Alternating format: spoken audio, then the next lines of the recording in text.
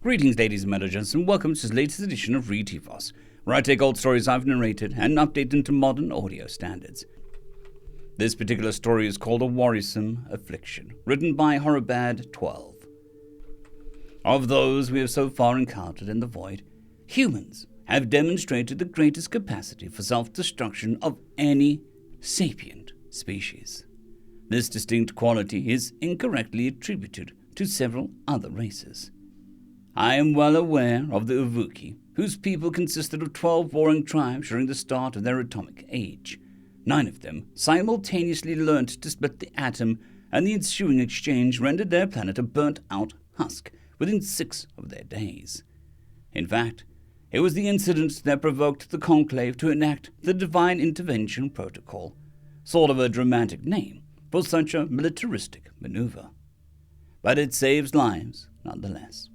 Since the Ivuki ceased to exist, 9 more pre-void flight species have been saved and successfully integrated into society at large. So, too, am I cognizant of the emission, so far the only post-void flight species to go extinct. Theirs was a strange society.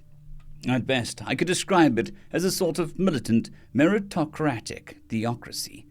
When they lost the war for their home world, their warrior priest caste believed to be a divine retribution, a cleansing act perpetrated by the pantheon of gods. Cleansing acts are common amongst religions of many species. Human texts mention a great flood, and our own books speak of a firestorm that was likely solar in nature. The difference is we survived. We found redemption and continued to procreate.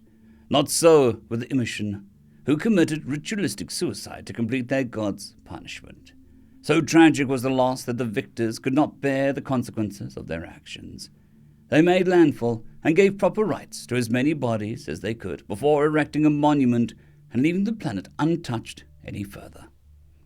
Why then, you ask, do I call the humans the most self-destructive species yet known? How could they, with their comfortable lives, their young but sprawling frontier, their mostly united and largely peaceful society, ever stand amongst the likes of the Emission and the Uvuki? Our society stands upon the pillars of 6 schools of thought. One of the core pillars is the duality of mind, the idea that each individual is made of the corporeal and incorporeal, the physical and the spirit. The spirit cultivates the physical.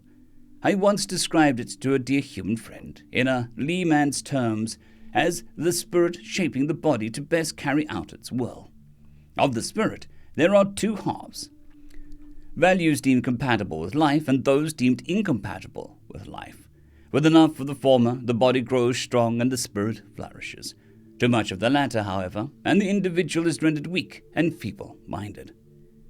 We were once a warrior people, and the old ways still color our modern lives. For us, death is compatible with life.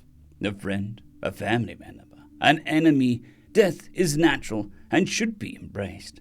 But it should be a good death. Die with your last breath spent raging against your enemy. Die quietly in your bed, surrounded by those whose lives you've bettered. Die alone, spending every second of your final hours improving yourself. Do not mourn the lost, and do not grieve for them. And indeed, a great many were lost during this war. When the unknown aggressors fell from the void to take our world, it was humans that immediately came to our aid. It was there during the pivotal moment after my ship had crashed. I was one of the few left to hold the final line. I had already decided. My comrades' weapons in both hands, charging headlong into enemy ranks, when a human troop reinforced my position. For 16 hours we held that spot, that plasma-blasted crater being our only cover. In one last desperate act, the aggressors charged to engage us in a vicious melee. All but one human, a corporal named Sarah Volker, was cut down in glorious fashion, deaths worthy of remembrance and honor amongst our own halls. In the end, Corporal Sarah Volker saved my life, and I saved hers. At the joint award ceremony, she tried to kill me. We had both just been bestowed the medals by our other's leader, and when the audience began to clap, she screamed and launched herself at me, trying to strangle me. She couldn't get her hands entirely around my neck. thick-bodied as our kind are.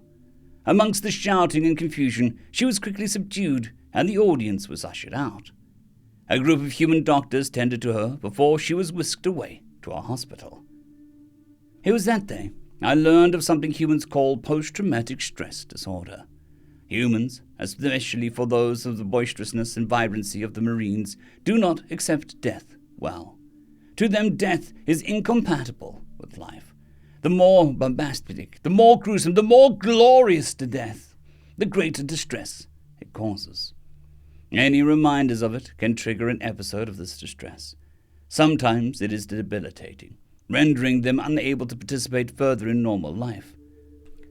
For Corporal Sarah Vulca, it was the clapping that sounded like the full sight of crackling plasma fire that had taken the lives of several of her comrades. They so eagerly go to war to help others, and yet it destroys them, body and mind. They know this. Beyond any doubt, they know this. And they still continue.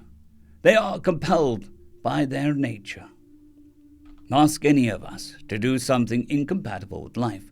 Ask us not to fight. Ask us to hide quietly, to perhaps live another day, or to desert another to save ourselves. We would not. We could not do it. It is just not possible to fathom. In this, the humans are the same as us. But only we seem able to cope with death, to embrace it and welcome it. Even still, ask a human to face death, to wither and rend apart her spirit in defense of another. Without any further thought, she picks up her rifle, dons her bow suit, and springs into battle. It is these brave men and women who deserve our attention. This ailment they suffer from has proven stubborn to medicines and therapies. Some find limited success in treatments through administration of psychotropic drugs. They report feeling better, but never does the spirit return to how it was before. Our own pharmaceuticals, namely anesthesiacs and triphyhydrics, show promise, but more research is needed, more work to be done.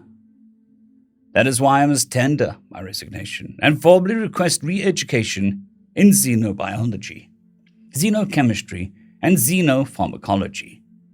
The humans have thus far been unable to cure their service members of this affliction, this tattered spirit that plagues their lives as a result of witnessing or causing death, of coming to the defense of others. I must devote the rest of my life to helping these men and women. To do so is incompatible with life. Hessian-Alec, 2nd Admiral, 6th Gulter, Void Fleet. End of story. I would just like to thank the T5 supporters: Bushmaster 117, Caspar Arnholtz, Draxoon WRE, Elijah Silvercross, Gray, John Carrington, and Severin Cerberus. Thank you very much.